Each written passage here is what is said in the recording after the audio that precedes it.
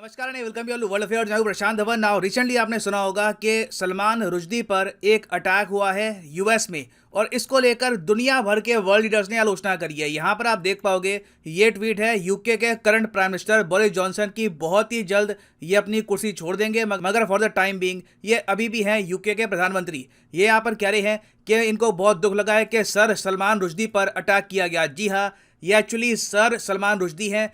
2007 में सलमान रुश्दी को queen of England ने नाइटहुड दिया था, तब से इनको टाइटल मिल गया सर। और जब इनको नाइटहुड दिया जा रहा था तब पाकिस्तान में बड़े स्केल पर प्रोटेस्ट हुए थे। और फिर यहाँ पे आप देख पाओगे इमैनुअल मैक्रों की ट्वीट है कि 33 साल तक सलमान रुश्दी इस कंट्रोवर्सी से लड़ते रहे। अब जो इन पे अटैक हुआ है ये बहुत ज्यादा कावर्डली है और ये बिल्कुल इनकी साइड खड़े हैं। और इवन व्हाइट हाउस ने भी कहा है कि जो अटैक हुआ है सलमान रुश्दी पर बहुत ज्यादा गलत है। और साथ ही साथ आप देखोगे दुनिया भर के फेमस ऑथर, चाहे जेके राउलिंग हो या फिर स्टीफन किंग हो, सब लोग इस अटैक की आलोचना कर रहे हैं। नाउ इस वीडियो में इन डिटेल में आपको बताऊंगा कि सलमान रुश्दी है कौन और इन पर जो ये अटैक हुआ है इसकी हिस्ट्री 1987 की एक किताब से क्यों जुड़ी है। तो डिस्कस करते हैं इस टॉपिक को इन डेप्थ। मगर आगे बढ़ने से पहले आपसे क्वेश्चन पूछूंगा कि भारत की पहली अंडर वाटर मेट्रो किस शहर में इनॉग्रेट की जाएगी। ये है यहाँ पे आपकी ऑप्शन, चेन्नई, मुंबई, कोलकाता या फिर हैदराबाद।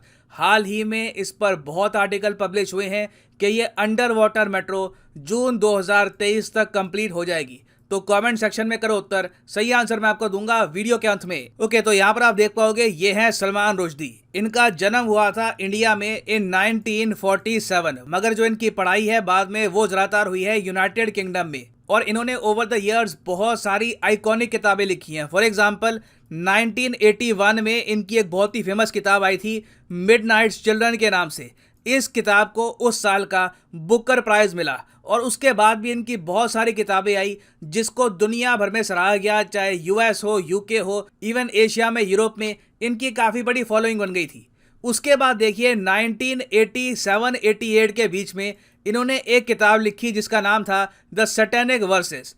इस किताब को देखिए सलमान रुश्दी ने यह कहा है कि ये किताब किसी रिलीजन के अगेंस्ट नहीं है, मगर इस्लाम फेथ के लोगों ने यहाँ पर यह कहा कि ये जो किताब है उनके रिलीजन को मॉक करती है, उनके रिलीजन के अगेंस्ट बहुत सी बातें हैं इस किताब में। तो सिंस ये किताब आ गई कंट्रोवर्सी में, इमीडिएटली दुनिया भर के जो इस्लामिक कंट्रीज हैं, ज़्यादातर जो इस्लामिक कंट्रीज हैं, सब ने इस किताब को बैन कर दिया। और आप जान के हैरान होंगे कि इंडिया उन पहले चुनिंदा कंट्रीज में से एक था जिसने इस किताब को बैन किया। और यहाँ पर आप देख पाओगे ये जो सारे देश आपको दिख रहे हैं रेड कलर में, इन सब कंट्रीज ने इस किताब को बैन कर दिया। कई देश हैं जो इस्लामिक कंट्रीज नहीं भी हैं, उन्होंने भी इस किताब को बैन किया। फॉर एग्जांपल साउथ अफ्रीका ने इस किताब को बैन कर दिया, वेनेजुएला ने इस किताब को बैन कर दिया। नाउ ये सब तो हुआ 1988 में। उसके एक साल बाद अगले ही साल देखा गया कि ईरान के जो उस वक्त सुप्रीम लीडर थे आयतोल्ला खुमैनी, जिन्होंने बेसिकली ईरान का इस्लामिक रेवोल्यूशन स्टार्ट किया था, इन्होंने एक फतवा जारी किया, खुद जारी किया एक फतवा, और ये कहा कि सलमान रुश्दी को मार डालना चाहिए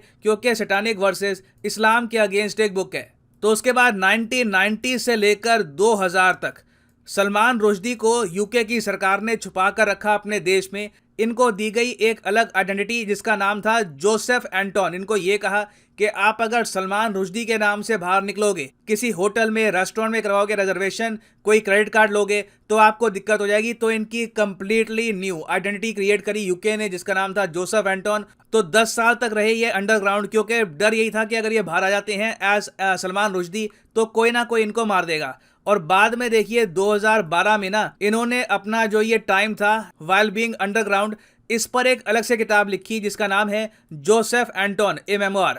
इसमें इन्होंने बताया है कि इन पर क्या प्रेशर आया उस वक्त, किस तरीके से ये डर डर के रहते थे। एक पूरा दशक इन्होंने बताया जहां पर खुद का ही नाम ये यूज नहीं कर पाए। नाउ 1989 से लेकर 1999 सलमान रुश्दी ने सोचा कि अब देखो बहुत टाइम हो गया है, शायद लोग अब भूल गए होंगे। एक किताब लिखी गई थी, इनके हिसाब से वो किताब किसी रिलीजन के अगेंस्ट थी नहीं। इन्होंने कई ऐसे भी पब्लिश किए जहां पर जस्टिफाई किया कि मैंने कभी किसी रिलीजन को हर्ट करने की मेरी कोई यहाँ पर इंटेंशन थी नहीं, मैंने बस एक स्टोरी लिखी है, उसकी जो इंटरप्रिटेशन है वो गलत तरीके से की जा रही है। तो इन्होंने जस्टिफाई करने की कोशिश करी और इनको लगा कि अब ना मैंने काफ़ी लोगों को समझा दिया बात, ये अब मुझ पर कोई इतना अटैक होगा नहीं। तो इन्होंने फिर 1999 के बाद थोड़ा बहुत बाहर निकलने की कोशिश करी। इन्होंने एक बार को भारत सरकार को यह भी कहा कि मुझको इंडिया में आने दो, मैं इंडिया को विजिट करना चाहता हूँ। धीरे धीरे काफ़ी लंबे समय के बाद 2013 में हमने देखा कि जो इनकी बहुत ही फेमस किताब है मिडनाइट चिल्ड्रन, जब इस पर एक मूवी बनी तब इस इवेंट के लिए ये इंडिया में आए। हालांकि जो इनकी विजिट थी काफी कंट्रोवर्सी से घिरी हुई थी,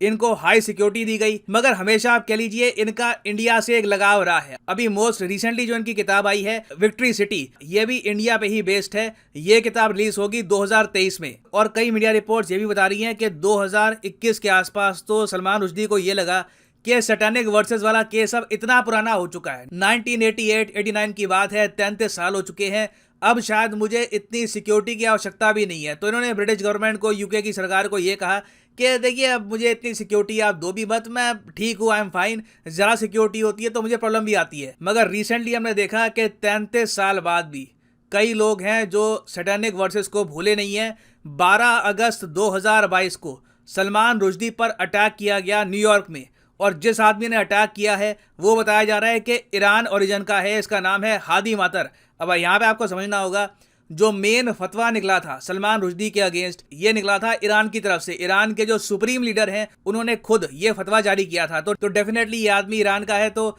इसके माइंड में होगी कि वो जो फतवा है कंप्लीट नहीं हुआ, ये आदमी आज भी जिंदा है। तो इतने साल बाद भी इसने वेट किया, और फाइनली जब सलमान रुश्दी को इसने स्टेज पर देखा तो इसने चाकू से अटैक किया सलमान रुश्दी पर। अब हालांकि सलमान रुश्दी की अभी डेथ हुई नहीं है, बताया जा रहा है कि सलमान रुश्दी अभी भी वेंटिलेटर पे हैं। इनकी मोस्ट प्रॉब्ली एक आंख चली जाएगी, इनका लिवर बुरी तरीके से डैमेज हुआ है, पता नहीं ये इन द फ्यूचर लिख पाएंगे या नहीं लिख पाएंगे। बट ये जो अटैक है इसकी दुनिया भर में निंदा की जा रही है। हालांकि यहाँ पर मैं ये ऐड कर दूं कि भारत सरकार ने अभी तक इस अटैक पर कोई स्टेटमेंट दी नहीं है। इंडिया में भी कई जर्नलिस्ट हैं, उन्होंने ये बात नोट करी है कि भारत सरकार ने अभी तक सलमान रुश्दी पे जो अटैक हुआ है उस पर कोई भी कमेंट नहीं करी। मगर इंडिया में कुछ लोग कह रहे हैं कि इंडियन गवर्नमेंट का स्टांस ठीक है, क्योंकि इंडिया में इनकी जो बुक थी वो बैंड है। तो यहाँ पे वैसे मैं जानना चाहूंगा कि आपके हिसाब से इंडियन गवर्नमेंट को भी यहाँ पर रिएक्शन देना चाहिए, या फिर आप मानते हैं कि नहीं इनकी किताब बैंड है इंडिया में तो रिएक्शन देना बनता नहीं है? तो लिखिएगा इसके बारे में कमेंट सेक्शन में, मैं जानना चाहूंगा आपका ओपिनियन। और अब मैं देखो ये बात नोटिस कर पा रहा हूँ, वेस्टर्न वर्ल्ड में, यूएस में, यूके में, यूरोप में जिस तरीके से ऑथर्स, जर्नलिस्ट पे अटैक्स किए जा रहे हैं, चाहे वो शार्ली हेब्डो का केस हो या सलमान रुश्दी का केस हो, अब देखो यहाँ पर बात हो रही है कि क्यों ना ऐसे ऑथर्स और ऐसे जर्नलिस्ट की सिक्योरिटी हाई लेवल पर रखी जाए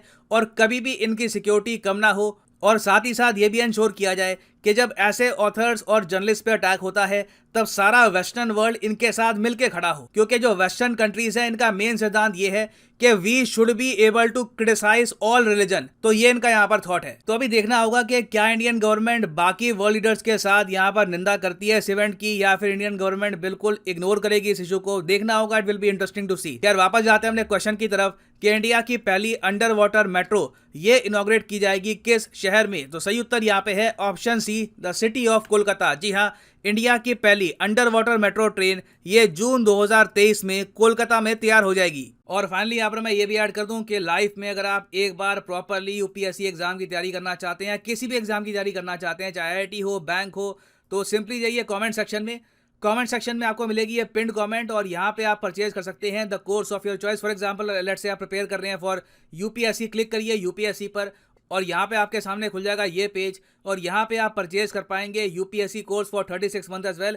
अगर मान लीजिए आप एक कॉलेज स्टूडेंट हैं, अभी आपके पास टाइम है 2-3 साल का आराम से यूपीएससी की प्रिपरेशन करनी है, तो 36 महीने का जो कोर्स है ये भी आप कर सकते हैं परचेज। मगर जो प्राइसेस यहाँ पर लिखे हैं ये पे करने की जरूरत नहीं है, सिंपली यहाँ पर कोड यूज करिए PG10 and the prices will start falling. So use the code PG10 and save money. So इसी नोट के साथ ये है वीडियो का अंत। Thank you for listening and as always God bless you all.